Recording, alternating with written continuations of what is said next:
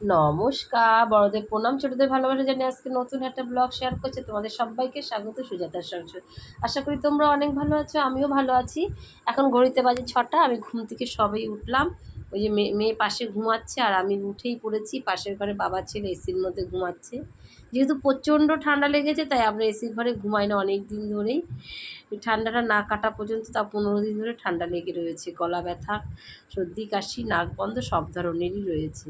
এদিকে সমস্ত ঘরের দরজা যেগুলো খুলে দিলাম ওপরে, তারপরে তো যাব নিচে।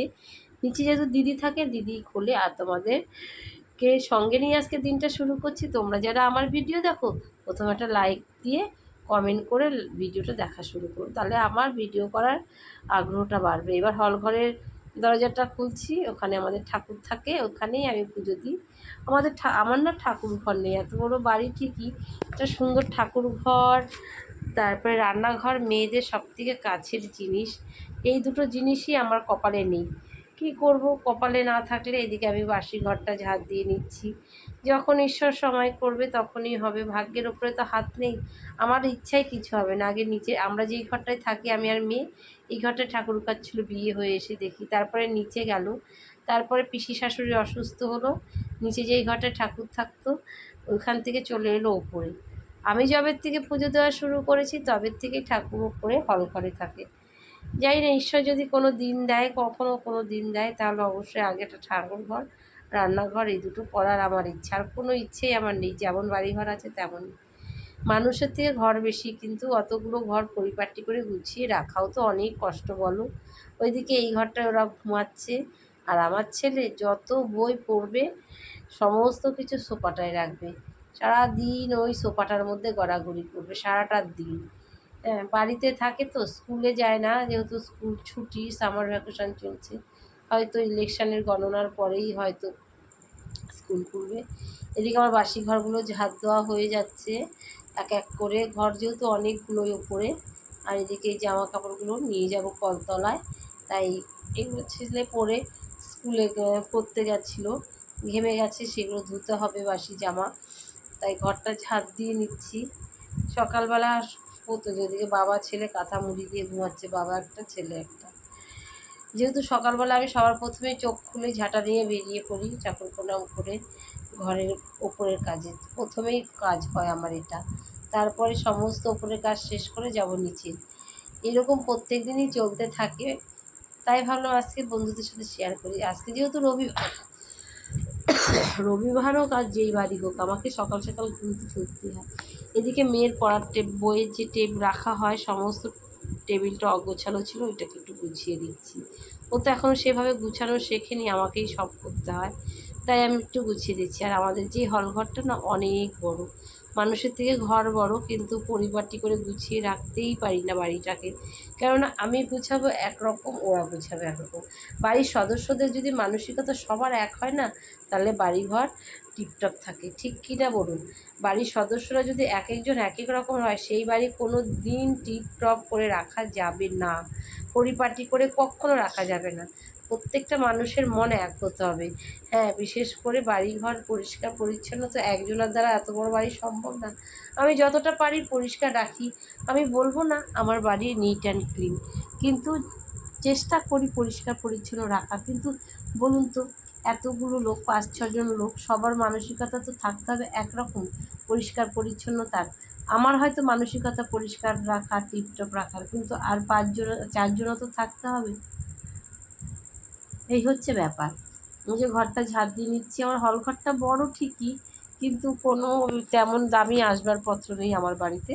আমি যেমন অর্ডিনারি, আমার জিনিসপত্রগুলোও অর্ডিনারি। জানি না ঈশ্বর কবে দেবে। এদিকে তো আমার ঘর ঝাড় দেওয়া হয়ে গেল, তারপরে ব্রাশটা সেরে নিচ্ছি, তারপরেই যাব নিচে। বাথরুম থেকে এসে পড়েছি, ব্রাশ করেই যাব। এভাবেই চলতে থাকে প্রত্যেক দিন। আর কি, মেয়ে হয়ে জন্মেছি, সংসারের কাজ তো করতেই হবে। হ্যাঁ, তোমরাও যারা থাকো সংসারের হাউসওয়াইফ, অনলি হাউসওয়াইফ, তাদেরকে এইভাবেই কম বেশি করতে হয়, বলো, তাই না? আমাকেও তাই। এখনও নিচের কাজ আছে, নিচের কাজটা বেশিরভাগই জল ধরা, সেই কারণে ফোনের কোনো দিনই ক্যামেরা করতে পারি না। এদিকে রান্নাঘরে চলে এসেছি, ডালটা ফোড়ন দিচ্ছি। হবে কুমড়ো শাক দিয়ে মুসুরির ডাল পাতলা করে, কেননা অত বড় ঘন ডাল খাই না, আর মুসুরি ডাল তো অত ঘন খাওয়া ঠিক নয়, পাতলা খাওয়াই ঠিক।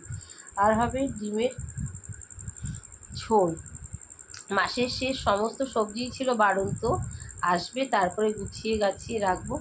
আর মাছ বাজার কিছুই ঘরে ছিল না, ওর বাবা আনবে, তার জন্য আর অপেক্ষা করিনি। তাই ভাবলাম ডিমের ঝোল করি, মুসুরির ডাল করি, লাউ শাক দিয়ে, কুমড়ো শাক দিয়ে, আর কারকোল ভাজা, মানে আলু বরবটি ভাজা, আর কি কি করি দেখি, পরে তোমাদের সাথে শেয়ার করছি। এই ছিল রান্নাবান্না আজকের আর কি। রান্নাবান্না তো প্রত্যেক দিনই মাছ মাংস খেতেই হয়, না খেয়ে থাকতেই পারি না। তাই ভাবলাম আজকে একটু ডিম করি, ছেলেমেয়েরা ডিম খেতে ভীষণ পছন্দ করে। ও একটু মাছের ডিম ছিল, ছেলেকে ভেজে দিলাম, ও সকালে খেলো, ওর জন্যই রাখা, খেতে ভালোবাসে। আর 5 জন আর 5টা ডিম। ওরা তো রাতে মাংস খাবে, ছেলে আর ওর বাবা। আমরা যেহেতু এখন আর রাতে অত মাংস টাংস খাই না, আর এই হচ্ছে ব্যাপার। মধ্যবিত্ত পরিবারে খুব বুঝে চলতে হয়, মাসের শুরুতেই হোক আর শেষেই হোক।